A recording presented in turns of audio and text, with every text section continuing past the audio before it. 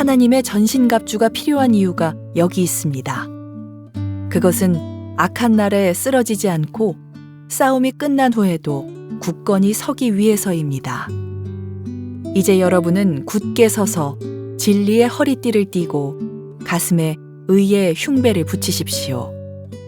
발에는 평화의 복음을 전할 신을 신으십시오. 손에는 악한 자의 불화살을 막아낼 믿음의 방패를 드십시오. 머리에는 구원의 투구를 쓰고 하나님의 말씀인 성령의 칼을 쥐십시오. 성령 안에서 늘 기도하고 필요한 모든 것을 위해 간구하십시오. 언제나 준비된 마음으로 좌절하지 말고 다른 그리스도인들을 위해서도 기도하십시오. 또한 나를 위해서도 기도해 주십시오. 말씀을 전할 때 두려움 없이 담대하게 복음의 비밀을 말할 수 있도록 나를 위해 기도해 주십시오. 나는 복음을 전하는 자로서 사명을 받았습니다. 이제 나는 감옥에서 이 일을 합니다. 내가 옥중에서도 전해야 될 말씀을 담대하게 전파할 수 있도록 기도해 주십시오. 고맙습니다. 우리 가슴에 손을 얹고 믿음을 고백하고 함께 말씀을 듣겠습니다. 제가 먼저 고백하겠습니다. 하나님은 나를 사랑하십니다. 나는 그 사랑 안에 있습니다. 하나님은 오늘 나에게 말씀하실 것입니다. 그 말씀에 능력이 있습니다. 그 말씀에 생명이 있습니다. 나의 마음을 하나님께 열겠습니다. 나의 생각을 예수님께 집중하겠습니다. 들은 만큼 변합니다. 들은 만큼 행복해집니다. 오늘 우리는 하나님의 전신갑주 시리즈를 계속 나누고 있고, 오늘은 그 중에 5번째 무장인 머리에 구원의 투구를 쓰라, 구원의 투구에 대한 말씀을 함께 나누고자 합니다. 지금까지 나오는 어떤 전신갑주 무장을 좀 살펴보면은 가장 먼저 말씀하고 있는 것은 진리의 허리띠를 매야 한다. 그리고 이어서 의의 흉배를 붙이고, 그리고 평화의 복음의 신을 신고, 그리고 다음은 지난주에 저희가 보았던 부분입니다. 믿음의 방패를 쓰고, 그리고 오늘 우리가 나누려고 하는 머리에 구원의 투구를 쓰라. 이렇게 이제 쭉 전신갑주에 대한 무장들 하나하나가 설명이 되고 있습니다. 전쟁에 나선 군사들이 머리에 투구를 쓴다는 것은 대단히 당연한 일입니다. 왜냐하면 머리에 부상을 입으면 치명적인 부상이 되기 때문에 그 머리를 방어하기 위해서 투구를 써야 되는 겁니다. 그렇다면 영적인 의미로 머리에 투구를 쓴다는 것, 오늘 성경은 그것을 구원의 투구라 그랬는데요, 머리에 구원의 투구를 쓴다는 것은 구체적으로 무엇을 의미하는 것일까? 몇 가지 질문과 그 답을 찾아가면서 이를 확인해 보려고 합니다. 먼저 첫 번째 질문은, 머리에 구원의 투구를 쓰라 라는 하나님의 말씀에 대한 첫 번째 질문은, 여러분은 구원을 받았습니까? 라는 질문입니다. 여러분은 구원을 받으셨습니까? 내가 구원을 받았는가? 이에 대한 마음의 확신, 그것을 우리가 구원의 확신이라고 이야기를 합니다. 구원의 확신을 갖는 것, 그것이 바로 구원의 투구를 갖는 것입니다. 그러므로 우리가 구원의 확신이 있는가? 라는 질문은 대단히 중요하고 우리 신앙에 있어서 꼭 던져야 되고 답해야 되는 질문이 분명합니다. 혹시 어떤 사람은 생각하기를 구원은 하나님께 속한 것인데 왜 우리들이 구원받았느냐 또는 구원받지 못했느냐라고 질문하고 대답을 해야 되는가? 그건 좀 잘못된 것이 아닌가 생각하는 분이 계실지도 모르겠습니다. 그러나 그렇지 않습니다. 성경은 분명하게 하나님께서 예수 그리스도를 믿는 성도들이 구원의 확신을 갖기를 바란다는 것을 우리에게 알려줍니다. 요한일서 5장 11절부터 13절까지 말씀입니다. 제가 먼저 11절 읽겠습니다. 하나님께서 우리에게 말씀하신 것은 하나님은 우리에게 영원한 생명을 주셨다는 것과 이 생명이 그의 아들 안에 있다는 것입니다. 누구든지 아들을 믿는 사람은 이 생명을 가지게 됩니다. 그러나 하나님의 아들을 믿지 않는 사람에게는 생명이 없습니다. 13절은 같이 읽겠습니다. 나는 하나님의 아들을 믿는 여러분에게 이 편지를 씁니다. 내가 이렇게 편지를 쓰는 것은 이제 여러분에게 영원한 생명이 있음을 알리기 위해서입니다.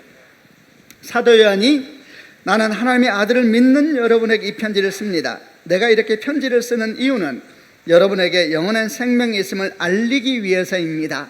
이렇게 말씀한 것을 보니까 당시 초대교회에서도 성도들 가운데 자신이 구원받았다는 사실, 또 자기 안에 영원한 생명이 있다는 사실에 대해서 제대로 모르고 있거나 또는 확신하지 못하고 있었던 성도들이 있었던 것이 분명해 보입니다.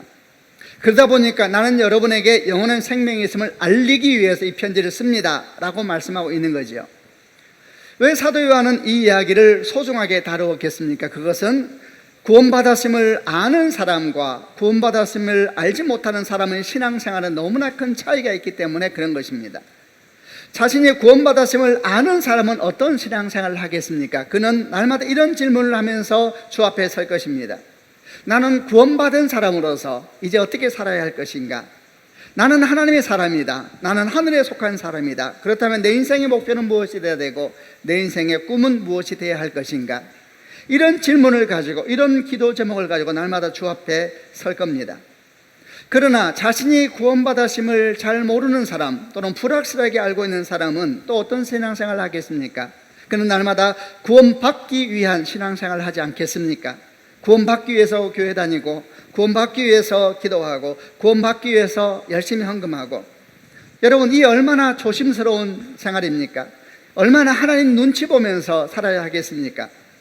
그냥 언뜻 보기에는 이런 생활이 굉장히 경건해 보일지도 모릅니다. 왜냐하면 아주 삶을 주의하고 애쓰고 이런 모습은 언뜻 보기에는 대단히 경건해 보이기 때문입니다. 그러나 조금만 자세하게 보면 결국 자기 의를 쫓는 신앙이요, 자기 공로를 의지하는 신앙이 될 수밖에 없는 것입니다. 그러므로 이 두 개의 신앙의 차이는 구약과 신약의 차이요, 율법과 은혜의 차이가 되는 겁니다.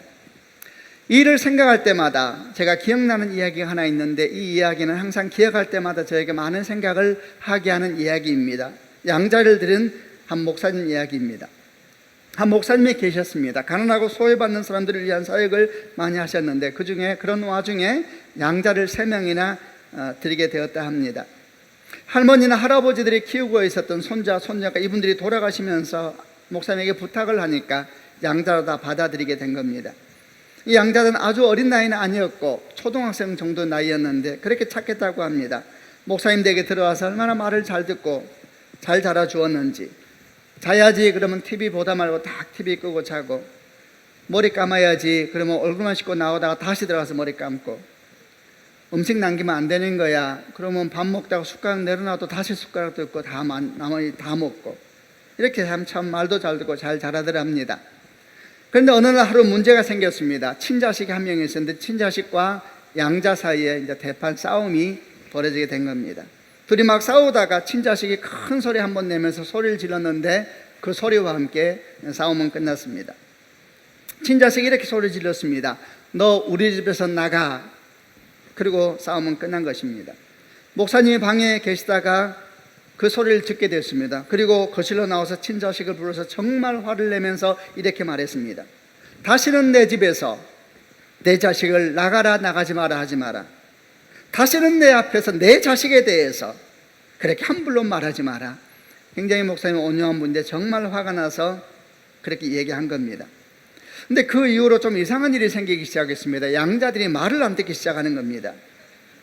TV 보고 있을 때 이제 자야지 그러면 이전에는 바로 끄고 잤는데 조금만 더 보고 잘게요. 그리고 계속 보기 시작하고, 밥 먹을 때도 음식 남기면 안 된다 그러면은 배불러요.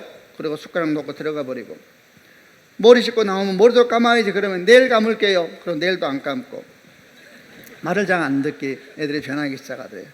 그리고 그러던 어느 날 양자 중에 한 명이 목사님과 함께 길을 걷다가 목사님에게 이렇게 말하답니다. 아빠는 우리가 어떻게 살았는지 모르지. 아빠가 우리가 처음 아빠 집에 들어올 때 어떤 마음이었는지 모르지. 처음 왔을 때 우리는 너무 두려웠어. 아빠 말 안 들으면 우리 쫓아낼지 모른다고 생각했어.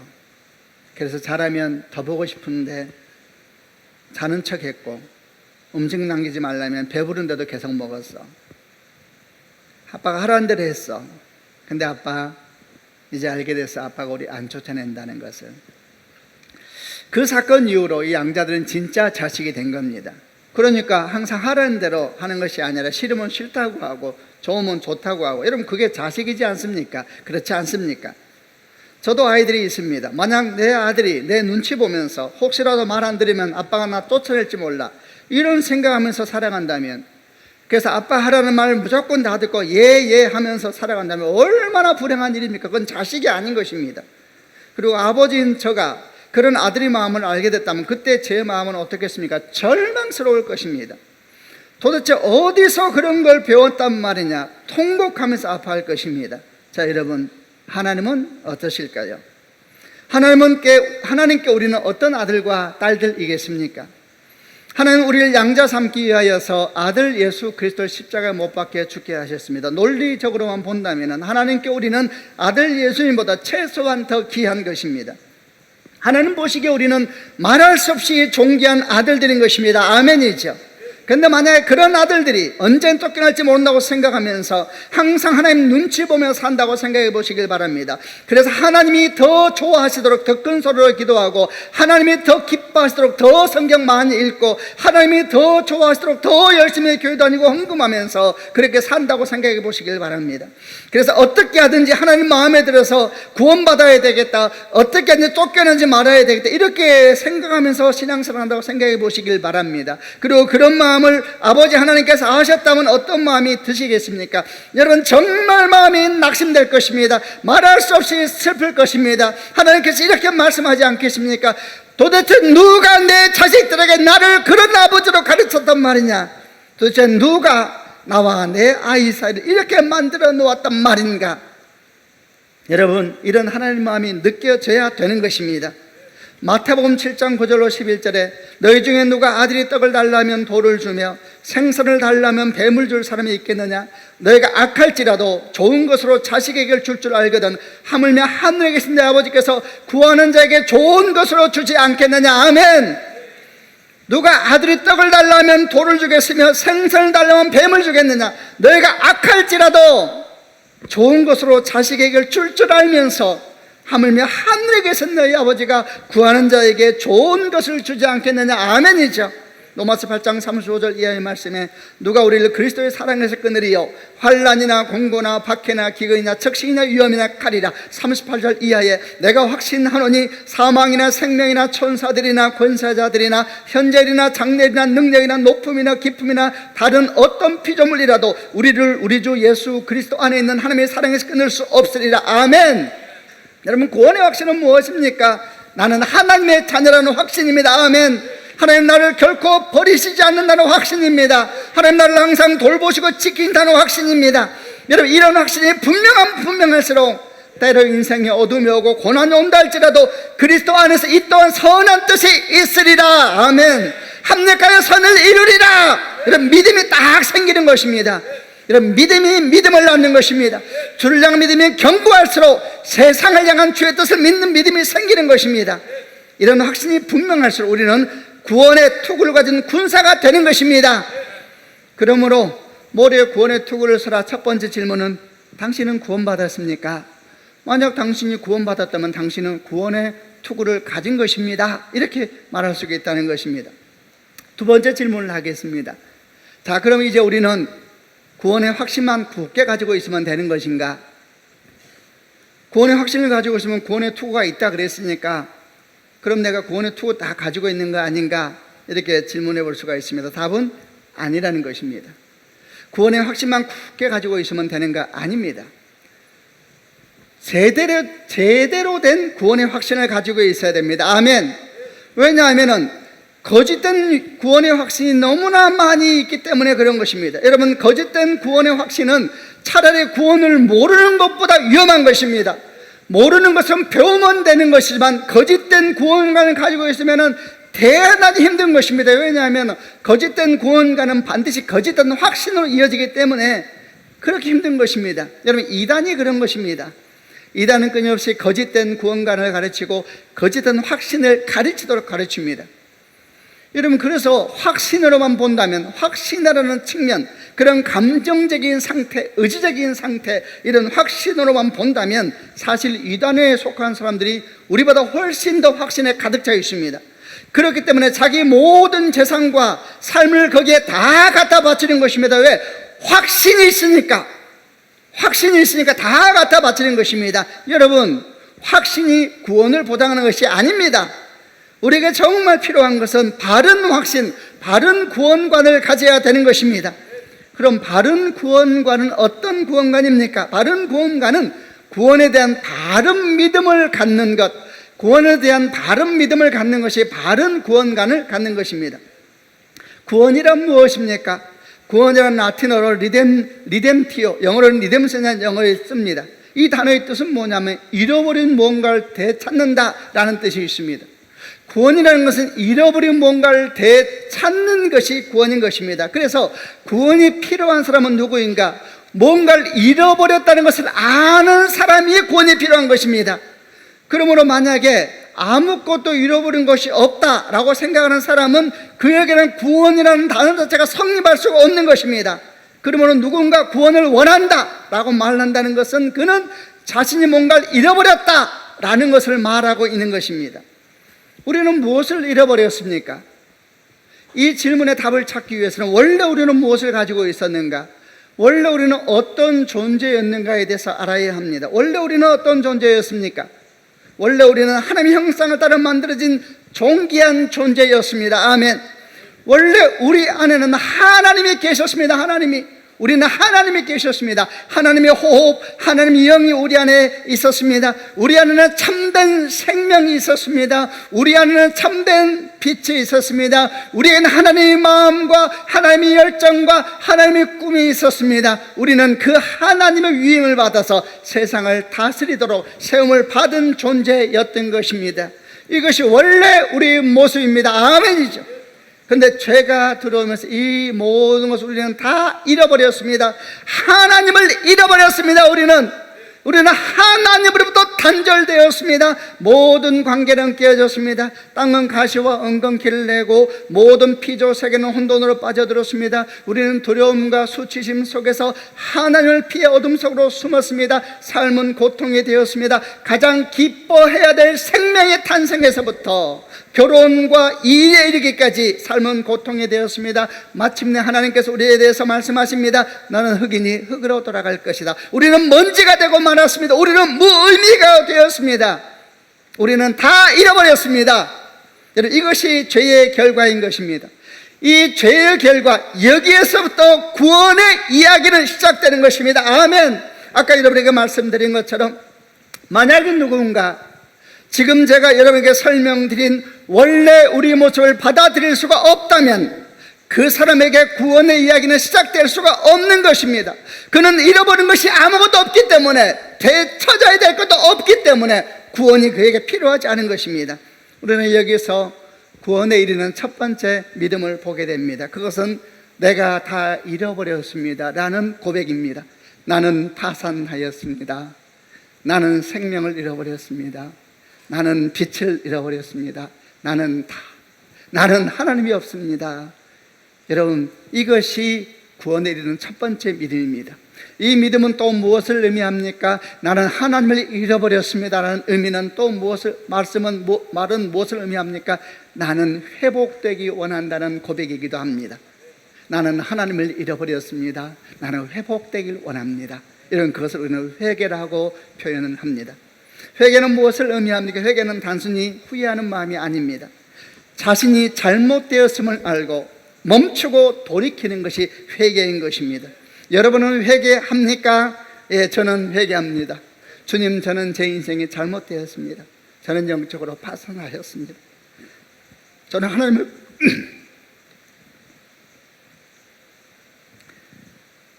하나님을 거부하고 하나님을 떠난 사람입니다. 주님, 저는 다시 시작하길 원합니다. 주님, 다시 시작하고 싶습니다. 여러분, 이것이 구원에 이르는 첫 번째 믿음입니다. 그러나 여기에서 끝나면 안 됩니다. 왜냐하면 여기에 또 하나의 믿음이 더해져야 되기 때문입니다. 그 또 하나의 믿음은 뭡니까? 그 믿음은 예수님을 나의 길과 진리와 생명, 곧 나의 주님으로 받아들이는 믿음입니다. 이 믿음은 어디에서 옵니까? 나는 잘못되었는데, 나는 파산하였는데, 나는 회복되길 원하는데, 그런데 내 힘으로 결코 회복될 수 없음을 알 때에, 나는 회복되고 싶은데, 나는 이 죄의 문제를 해결하고 싶은데 결코 내 힘으로 그 죄의 문제를 해결할 수 없음을 알 때에 그 절망 속에서 시작되는 것이 두 번째 믿음입니다. 나의 길, 나의 진리, 나의 생명 되시는 주여, 내 인생에 주님으로 오시옵소서. 그리고 내 죄의 문제를 해결하여 주시옵소서. 내 존재 자체가 죄인데 어떻게 내가 죄의 문제를 해결할 수가 있겠습니까? 내 존재 바깥에서 답이 와야 되는 것입니다. 내 죄를 짊어지고 그 무게와 슬픔을 감당할 답이 내 바깥에서 와야 되는 것입니다. 그분이 예수 그리스도이십니다. 우리 죄를 해결하기 위해서는 길과 진리 생명 되시는 예수님께서 십자가에 못 박히셔서 나의 죄를 대신 지신 것을 내가 받아들일 때, 여러분, 그것이 구원에 이르는 두 번째 믿음이 내게 주어진 것입니다. 이 두 가지 믿음이 만날 때에 바로 거기에서 구원에 이르는 바른 믿음은 시작되고 바른 구원관이 열리는 것을 믿으시는 축복이 있기를 바랍니다. 여러분은 여러분이 잘못되었음을 알고 회복되기를 원하십니까? 여러분은 여러분이 영적으로 파산하였음을 알고 회복되기를 원하십니까? 또한 여러분은 여러분의 힘으로 회복될 수 없음을 알고 오직 길과 진리 생명 되신 예수님을 주님으로 받아들이기를 원하십니까? 아멘. 그렇다면 여러분은 구원에 이르는 바른 믿음, 바른 구원관을 가지고 있는 것입니다. 그 구원관을 딱 가지고 있으면 우리에게는 구원이 있는 것입니다. 아멘이죠. 구원 받으셨습니까? 받았습니다. 어떻게 합니까? 제 안에 생명 되신 그리스도가 계십니다. 그분은 나의 길과 진리 생명 되시고 나를 생명으로 인도하시는 나의 구원자이십니다. 다 고백하게 되면 그 사람에게는 구원의 역사가 일어나고 있는 것이고 이미 일어난 것입니다. 아멘이죠. 이제 마지막 한 가지 질문을 더 해보려고 합니다. 그러면 이제 우리는 다 된 것인가? 바른 믿음을 가졌으니 나는 바른 구원의 투구를 가진 것이 분명합니다. 아멘이죠. 그럼 다 된 것입니까? 그럼 나는 이제 사탄의 공격을 능히 이길 수 있는 믿음의 용사가 된 것입니까? 답은 아니다라는 것입니다. 마지막으로 한 가지가 더 필요합니다. 그것은 그 구원의 투구를 머리에 딱 써야 한다는 것입니다. 여러분, 구원의 투구는 손에 들고 다니는 것이 아닙니다. 허리에 차는 것도 아닙니다. 발에 묶고 다니는 것도 아닙니다. 구원의 투구는 머리에 써야 되는 것입니다. 아멘이죠. 이런 당연한 소리를 왜 하는 것입니까? 왜냐하면 어떤 사람들은 구원의 확신을 가지고 있으면서 그 구원을 투구를 머리에 쓰지 않는 사람이 있기 때문입니다. 구원의 투구는 머리에 써야 되는 것입니다. 아멘. 왜 머리에 써야 되는 것입니까? 구원의 투구로 머리를 보호해야 되기 때문에 머리를 써야 되는 것입니다. 왜 머리를 보호해야 됩니까? 머리는 어떤 것입니까? 머리는 우리 이성과 지성이 자리하는 곳입니다. 우리 생각이 시작되는 것입니다. 한마디로 말하면 우리 정체성과 우리 가치관이 자리하고 있는 것입니다. 그러므로 구원의 투구를 딱 쓰라는 이야기는 그 구원의 확신으로 우리 정체성을 보호하고 우리 가치관을 제대로 보호해야 된다고 말하는 것입니다. 이에 대해서는 두 가지 의미를 가지고 설명할 수가 있습니다. 첫 번째는 우리 정체성과 가치관은 구원의 확신으로부터 시작되어야 한다라는 의미이고, 두 번째 의미는 이렇게 구원의 확신으로 시작된 정체성과 가치관을 우리는 거듭난 정체성이요 거듭난 가치관이라 그렇게 말을 합니다. 두 번째는 이렇게 거듭난 정체성과 가치관을 구원의 투구로 잘 보호해야 된다라는 것을 의미하는 것입니다. 첫 번째, 우리 정체성은 어디에서 시작돼야 되는 것입니까? 여러분, 우리 됨은 어디에서 시작됩니까? 나는 누구입니까? 나는 어떻게 살아야 됩니까? 나의 정체성, 나의 가치관, 선과 악, 내 삶의 판단의 기준은 어디에서 시작돼야 되는 것입니까? 나의 정체성은 어디에서 시작돼야 합니까? 나로부터 시작돼야 됩니까? 아니면 세상이 우리에게 가르쳐 주었던 아름다운 놀라운 지성으로부터 시작돼야 됩니까? 아니면 여러분, 세상이 나에게 가르쳐 주는 어떤 가치관으로부터 시작돼야 됩니까? 어디서부터 시작돼야 됩니까? 다 아닌 것입니다. 우리 정체성은 어디서 시작돼야 됩니까? 하나님으로부터 시작돼야 합니다. 아멘. 여러분은 창세기 3장에는 모세를 기억하실 것입니다. 하나님께서 시내산에 불타는 떨기나무 가운데서 모세를 부르셨습니다. 그리고 말씀하십니다. 뭐라고 말씀하십니까? 이렇게 말씀합니다. 나는 나를 대신하여 너를 보낸다. 나는 너와 함께 있을 것이다. 나는 너를 통해 애굽 사람들과 이스라엘 백성들이 나를 보게 할 것이다. 나는 너를 통해 이스라엘 백성들을 절망 가운데서 어둠 가운데서 포로된 자리에서 약속의 땅으로 인도할 것이다. 여러분, 하나님께서 말씀하시는 모세의 정체성은 무엇입니까? 하나님의 대리자이지요. 하나님의 대사인 것입니다. 그런데 이런 하나님의 부르신, 이런 하나님의 말씀에 모세는 어떻게 반응하였습니까? 그는 하나님의 부르심으로부터 자기 정체성을 시작하지 않았습니다. 오히려 그는 자신의 상처로부터, 자신의 과거로부터, 세상의 평가와 세상의 잣대로부터 자기 정체성을 찾고 자기 정체성을 거기에서 시작했습니다. 그래서 뭐라고 말을 하고 있습니까? 나는 안 됩니다. 그들이 내 말을 들을 것 같습니까? 왜 나한테 그러십니까? 나는 입에 능력이 없습니다. 나는 입이 둔한 사람입니다. 제발 나 말고 다른 사람을 보내주십시오. 이렇게 말을 합니다. 이런 불타는 떨기나무 아래서 두 정체성이 충돌하고 있는 것입니다. 하나는 하나님의 말씀, 하나님의 부르심으로 시작되는 정체성이요, 다른 하나는 자기 자신의 과거와 상처, 세상의 평가와 잣대로부터 시작되는 정체성, 두 정체성의 불타는 떨기나무 아래서 충돌하는 것입니다. 여러분, 바로 이것입니다. 이런 정체성의 충돌은 지금도 우리 삶에서 계속해서 반복되고 있습니다. 하나님은 말씀하십니다. 너의 정체성은 구원의 확신으로부터, 나로부터 시작되는 것이다 말씀합니다. 사탄은 외칩니다. 너의 정체성은 너 자신으로부터 시작하는 것이다. 세상의 지혜와 세상의 지성과 학문과 철학과 사상으로부터 시작하는 것이다. 소리를 질러대는 것입니다. 우리는 두 정체성 사이에 서 있는 겁니다. 우리는 선택해야 합니다. 나는 하나님의 사람이다. 나는 하나님의 아들 예수님을 대가로 주시고 살 만큼 존귀한 백성이다. 그래서 나는 하나님의 꿈을 꾼다. 나는 하나님의 마음을 품는다. 그래서 나는 이제 하나님의 대사이다. 나는 이제 그리스도의 향기이다. 나를 통해 생명의 역사가 일어나게 될 것이다. 나는 세상의 빛과 소금이다. 모세가 마침내 하나님께 굴복하고 하나님의 뒷바퀴를 딱 손에 잡고 애굽을 향해 걸어갈 때 그의 심정인 것입니다. 이런 고백이 바로 구원의 확신으로부터 시작되는 자기 정체성인 것입니다. 아멘. 하나님께서 이 구원의 투구를 머리에 딱 쓰라 라는 첫 번째 말씀은 뭐냐? 우리 정체성의 시작은 세상이 아니라는 것입니다. 아멘이죠. 우리는 누구입니까? 어디를 향해서 가는 것입니까? 어디서 이 답을 찾아야 됩니까? 구원의 확신으로부터 찾아야 되는 것입니다. 우리는 하나님의 자녀입니다. 예수께서 여러분과 저를 위해서 죽으셨습니다. 나는 완전히 파산하였지만 주님께서 대신 죽으심으로 나는 하나님의 자녀로 입양이 된 것입니다. 나는 쫓겨나지 않습니다. 하나님 나를 위해서 항상 도우십니다. 그는 합력의 선을 이루십니다. 내가 깨닫지 못하고 이해하지 못할 때도 주님은 깨어있으셔서 마침내 생명과 은총과 하나님의 나라로 나를 넉넉하게 들어가시게 할 것입니다. 이것이 접니다. 이것이 여러분이 되어야 되는 것입니다.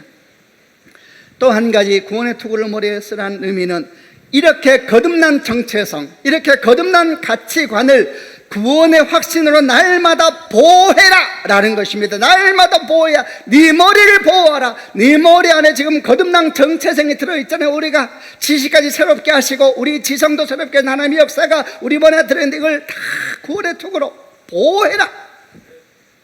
여러분, 왜 그렇게 구원의 확신의 투구를 쓰고 거듭나 우리 정체성을 날마다 잘 보호해야 되는 것입니까? 왜냐하면 우리 대적 사탄이 우리 거듭난 정체성을 무너뜨리기 위하여 엄청나게 공격하고 있기 때문입니다. 그러므로 우리가 구원의 투구를 가지고 제대로 정체성을 딱 보호하지 않으면 사탄은 온갖 공격으로 우리 모를 크게 상하게 할 것이고 마침내 우리 정체성은 길을 잃어버리고 말 것이기 때문입니다.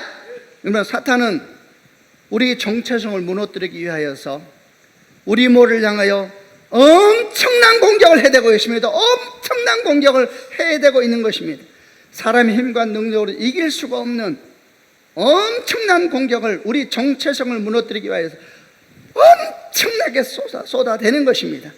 그 공격들은 얼마나 무서운지 모릅니다. 엄청난 지성과 돈과 권력으로 뒷받침되어 있고 인문학, 사회학, 자연과학, 종교, 윤리, 과학 온갖 이론으로 체계화되어 있는 엄청난 공격, 그 공격을 우리 머리를 향해서 쏘아대고 있는 것입니다. 물론 이 모든 공격의 배경은 사람이 있습니다. 사람이 지혜와 힘과 능력으로 이루어지지만 그러나 근본적으로는 그 뒤에는 사탄이 있는 것입니다.